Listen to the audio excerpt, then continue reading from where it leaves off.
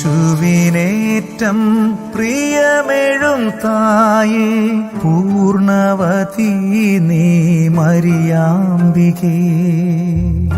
അമ്പരസീമയിൽ നിൻ ദിവ്യനാമം ശാശ്വതം കീർത്തിക്കുന്നാദരവായി. അമ്പരസീമയിൽ നിൻ ദിവ്യനാമം ശാശ്വതം.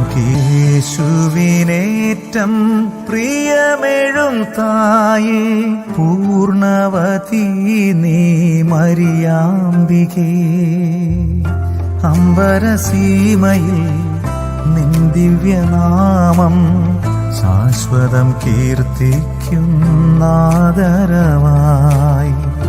അമ്പരസീമയിൽ നിൻ ദിവ്യനാമം. പ്രഭാത വിചാരത്തിലേക്ക് എല്ലാ പ്രിയപ്പെട്ടവർക്കും ഹൃദ്യമായ സ്വാഗതം. ഭാഗ്യവതി ശുദ്ധിമതിയുമായ ദേവമാതാവിന്റെ അനുഗ്രഹീതമായ വാങ്ങിപ്പ് പെരുന്നാളിലേക്ക് ദൈവം നമ്മെ ആനയിച്ചിരിക്കുന്നതിനെ ഓർത്ത് നമുക്ക് ദൈവത്തെ സ്തുതിക്കാം. ഓഗസ്റ്റ് മാസം 15-ാം തീയതി ഭാരതീയരായ നമ്മെ സംബന്ധിച്ചിടത്തോളം നമ്മുടെ ദേശത്തിന് സ്വാതന്ത്ര്യം ലഭിച്ചതിൻ്റെ മധുര സ്മരണയാണ്. അപ്പോൾ തന്നെ ദൈവമാതാവായ പരിശുദ്ധ കന്യാമർത്തമറിയാമ്മയുടെ വാങ്ങിപ്പ് പെരുന്നാളും ഈ ദിനത്തിലാണ് പരിശുദ്ധ സഭ ആഘോഷിക്കുന്നത്. ഓഗസ്റ്റ് മാസം 1-ാം തീയതി മുതൽ ദൈവസന്നിധിയിൽ നമ്മെ തന്നെ സമർപ്പിച്ച് ഈ ശ്രേഷ്ഠമായ അമ്മയുടെ പെരുന്നാൾ ആഘോഷിക്കുവാനായി സഭ മുഴുവൻ ഒരുങ്ങുന്ന പുണ്യം പൂക്കുന്ന കാലങ്ങളായിരുന്നു. വ്രതാനുഷ്ഠാനങ്ങളോടും ഭക്തിചര്യകളോടും കൂടെ പരിശുദ്ധ അമ്മയുടെ മധ്യസ്ഥതയിൽ അഭയപ്പെട്ട് ദൈവസന്നിധിയിൽ നമ്മെ തന്നെ ശുദ്ധീകരിക്കുകയും ശക്തീകരിക്കുകയും ചെയ്തു വരികയായിരുന്നു. പരിശുദ്ധ അമ്മയെ ദൈവത്തിന്റെ സന്നിധിയിൽ എത്രത്തോളം ശ്രേഷ്ഠയായിട്ടാണ് ലോകം കാണുന്നത്.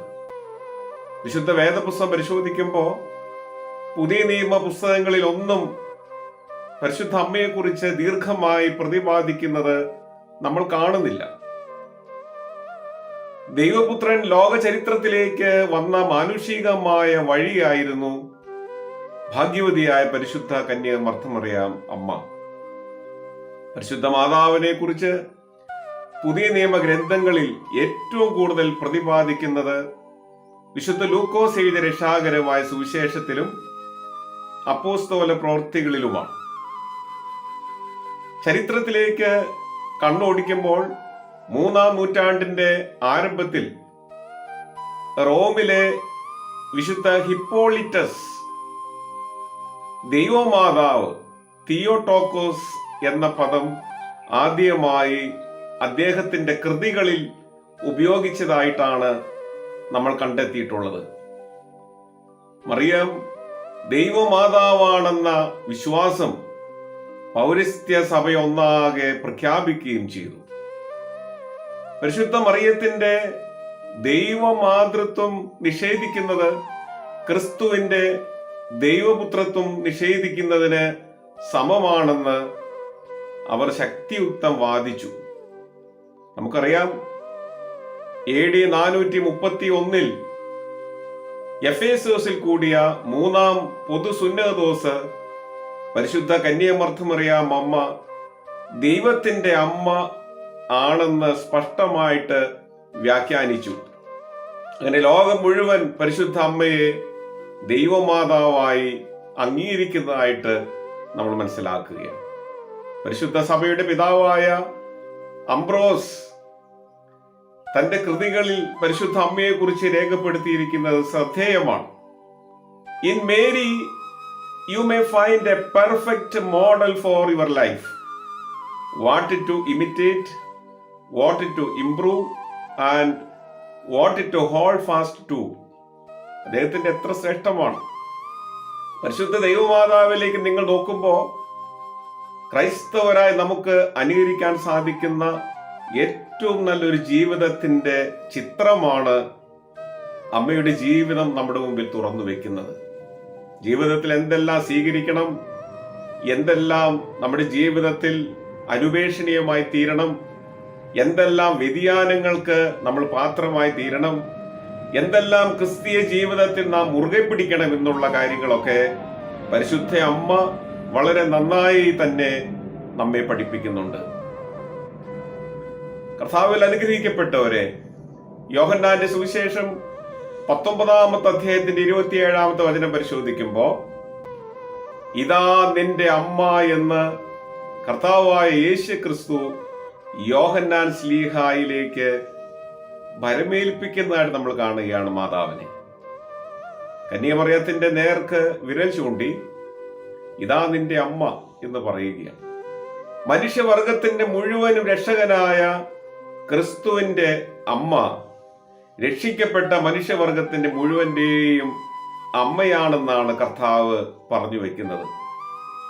ആദ്യ സ്ത്രീയായ ഹവ്വായെയാണ് ഇത് അനുസ്മരിപ്പിക്കുന്നത്.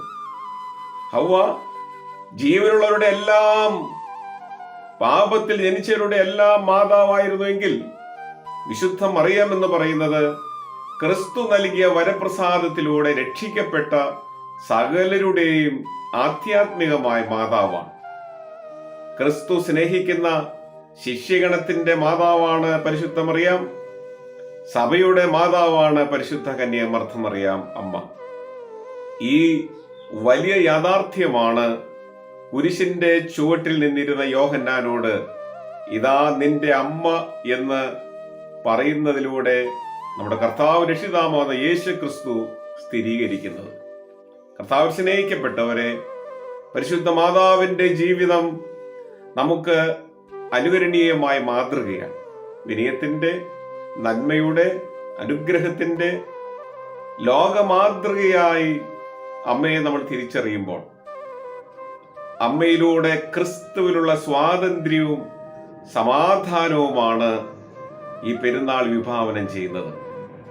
പരിശുദ്ധ മാതാവിന്റെ വാങ്ങിപ്പ് പെരുന്നാളിലൂടെ യഥാർത്ഥമായ ക്രിസ്തുവിലുള്ള സ്വാതന്ത്ര്യം കണ്ടെത്തുവാൻ നമുക്ക് സാധിക്കണം.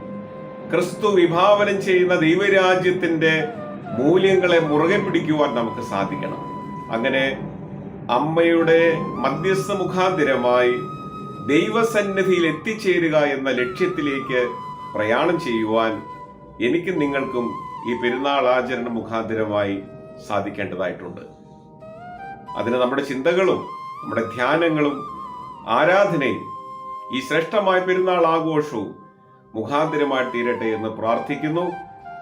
എല്ലാ പ്രിയപ്പെട്ടവർക്കും വാങ്ങിപ്പ് പെരുന്നാളിന്റെ അനുഗ്രഹങ്ങളും ആശംസകളും നേരുന്നതിനോടൊപ്പം തന്നെ അനുഗ്രഹീതമായ ഒരു പ്രഭാതകാലവും സ്വാതന്ത്ര്യത്തിന്റെ ആത്മാവ് നിറഞ്ഞു നിൽക്കുന്ന സന്തോഷത്തിന്റെ, ആഹ്ലാദത്തിന്റെ, അനുഗ്രഹത്തിന്റെ ഒരു പുതിയ പ്രഭാതവും നല്ല ദിനവും ആശംസിക്കുന്നു.